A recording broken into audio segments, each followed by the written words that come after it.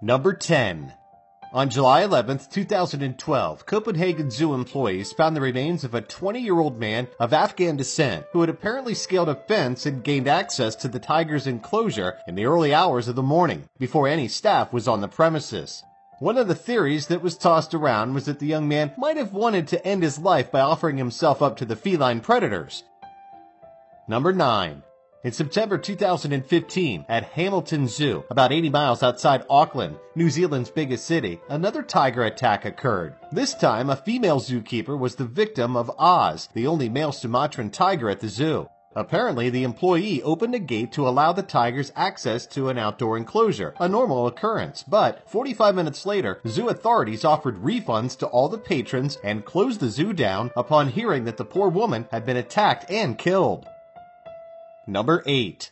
On Christmas Day 2007 at the San Francisco Zoo in California, a 300-pound female Siberian tiger named Tatiana managed to get out of its pen and attack 3 young men. The 4-year-old feline managed to get over the 12.5-foot fence and get to her victims. Part of the problem was put on the fact that the U.S. Association of Zoos and Aquariums guidelines say that fences around tiger enclosures should be at least 16.4 feet high. Once she got out of her pen, Tatiana first clawed and bit 23-year-old Colbert Dolival, while 17-year-old Carlos Souza Jr. and Colbert's younger brother Paul yelled at the animal in an attempt to scare it away. Instead, Tatiana went for Souza, slashing his neck as the brothers ran for help. After killing the teenager, the tiger followed a trail of blood left by Colbert to the zoo cafe, where it mauled both men. 4 cops who had already discovered Souza's body arrived at the cafe and found the cat sitting next to one of the bloodied brothers. The officers used their patrol car's lights to distract the beast, and when it turned to approach the vehicle, all 4 opened fire, killing the animal.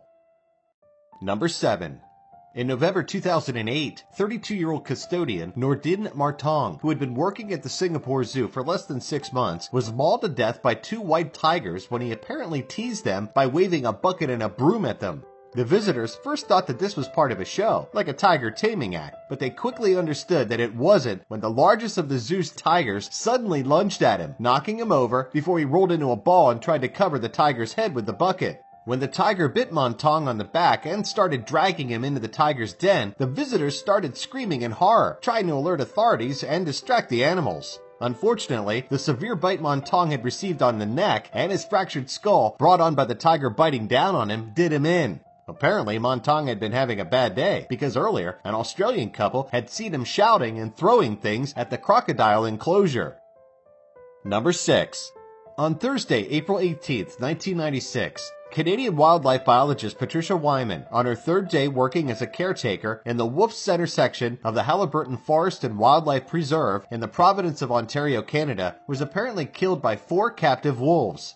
Wyman had visited the preserve many times before being hired and had taken part in wolf education programs. Eerily enough, the day before her death, Wyman had expressed concern about one of the pack's males, but had only spoken of these worries to her fiancé. The next day, 2 of the Wolf Center's employees found the 24-year-old biologist's body in the wolf enclosure. Her clothes had been totally removed, and strips of it were strewn around her body. The wolves were killed to be tested for rabies, tests that came back negative. It's thought that Wyman might have been encircled by the pack and might have tripped on a branch, drawing blood, which would have provoked the wolf's predatory instinct and taste for blood.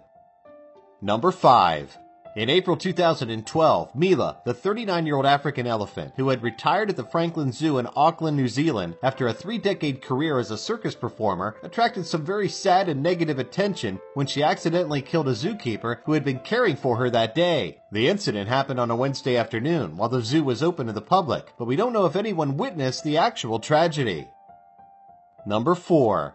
February 24, 2010 was a very sad day at SeaWorld. That was the day that Tilikum the killer whale killed its 40-year-old trainer Don Brancho by grabbing her by her ponytail, pulling her into the pool, and swinging her around in its mouth. The trainer's jaw was fractured as well as part of her vertebrae and ribs. One of her elbows and one of her knees were dislocated as well as her left ear while she was thrashed around in the pool. The autopsy determined that Brancho died of blunt force trauma to the head, neck, and torso. This horrible event happened during one of SeaWorld's shows, horrifying visitors who were quickly ushered out so that workers could try to corral Tilikum. By the time they retrieved Brancho's body, she was dead. Since surveillance cameras captured the horrifying scene, Brancho's family asked the court to keep the video private.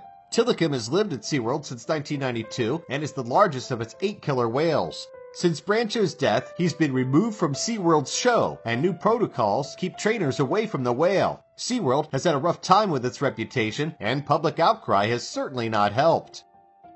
Number 3. In February 2012, a 63-year-old man who had worked at the Johannesburg Zoo for 40 years had recently come out of retirement because of staff shortages when he was killed by a 10-year-old female white lion named Nyanga, whom he had looked after. Joe Ramanitha was apparently preparing the animal's food and was attacked because a gate had been left open. Zoo staff had heard Ramanitha screaming and rushed to help, but he had been bitten once on the neck and was already dead when he arrived in hospital. Number 2. This horrible story happened at the Pittsburgh Zoo in Pennsylvania. A mother who was hoping to give her 2-year-old son a better view of an African wild dog enclosure accidentally dropped the toddler 14 feet onto the mesh above the pack of dogs. The autopsy revealed that little Maddox Durkosh survived the fall, but not the attack of the wild dogs, who are said to be very territorial and probably just decided the child did not belong. So sad. Number 1. In May 2013, 24-year-old zookeeper Sarah McClay of Glasgow, Scotland, was killed by a Sumatran tiger named Padang, who had just walked right through an open door at the Cumbria Safari Zoo. Apparently, hours after the attack, a bolt on top of the tiger's dark den door was found to be defective. Miss McClay died from multiple injuries, including puncture wounds to her neck.